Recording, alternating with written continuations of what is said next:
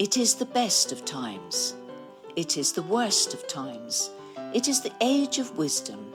It is the age of foolishness. And the sun, as its wont, is shining sarcastically on the deserted streets. Deserted save for the tedious activity of mere existence. And so it is, in this cultural desert, that the Roundel Players present An Ideal Husband by Oscar Wilde.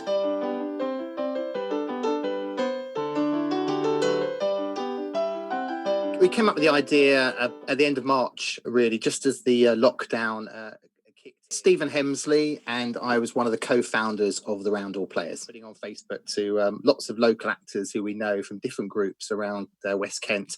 Let's do a radio play. And my initial thought, it would be quite simple, just everybody going on Zoom and just reading a play, a bit of rehearsals.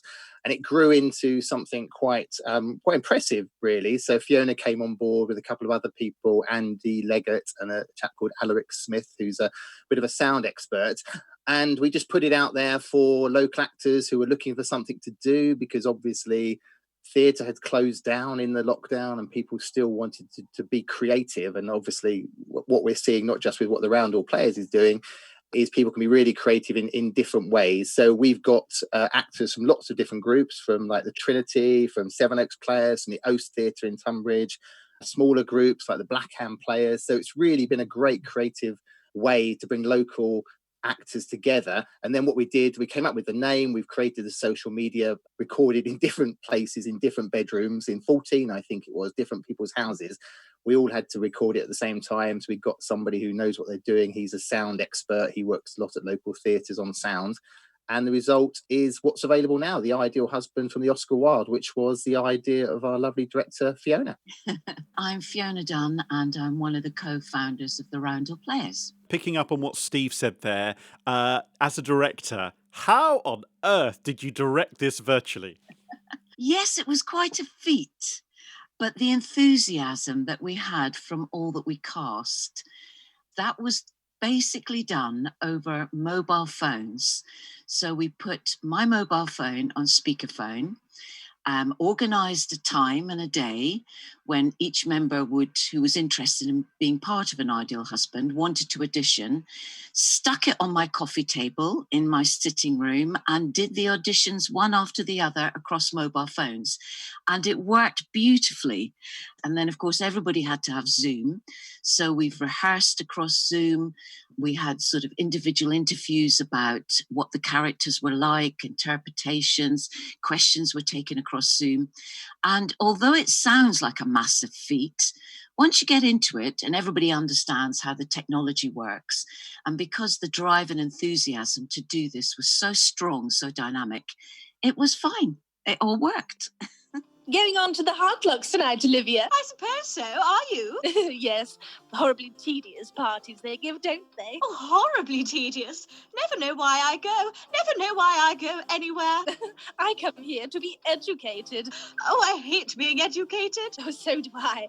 It puts one almost on a level. I did have a chat with everybody about the power of the voice and how everything's got to come through that, and how really we're all in this together as listener and as performer, because we're engaging our imaginations, and that we had to create pictures in the listeners' minds of a set, of a drawing room, etc., etc.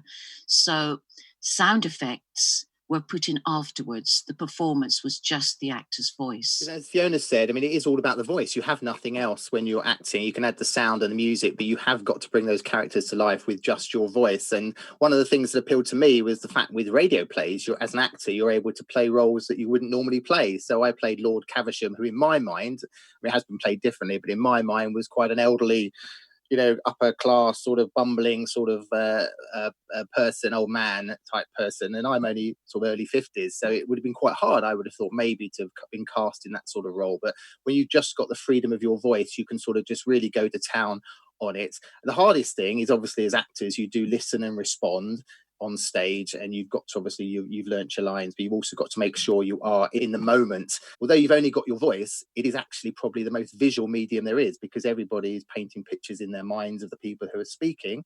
So there were people listening to me there who have no idea what I look like at all, and everybody listening to that radio play would have a totally different image in their minds of every single character, and it's brilliant. It's a fantastic medium, and we've had such a ball doing it. And as an actor, you learn new skills, but the power of the voice, the importance of the voice, the intonation, where you're pausing, where you're stressing, the light and shade becomes so much more important. But it was great, and we hope to do quite a few more during the summer and over the next few months, for however long the lockdown lasts.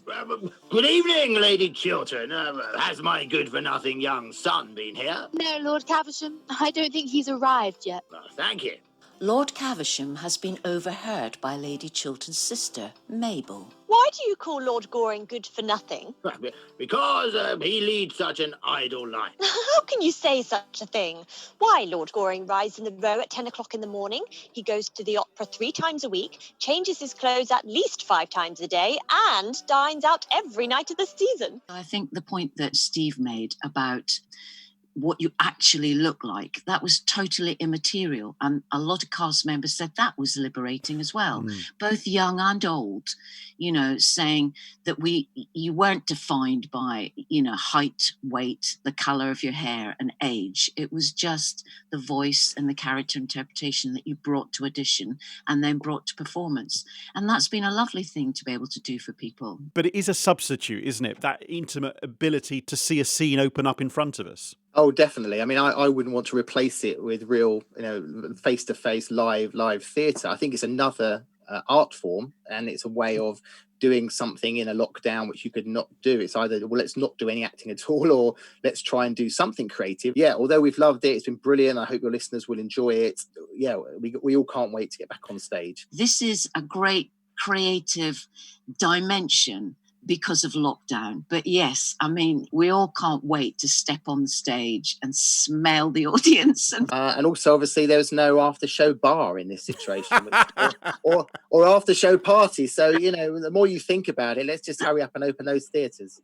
As Sir Robert storms from the room, Lady Chiltern, in some distress, tries to follow, but without success.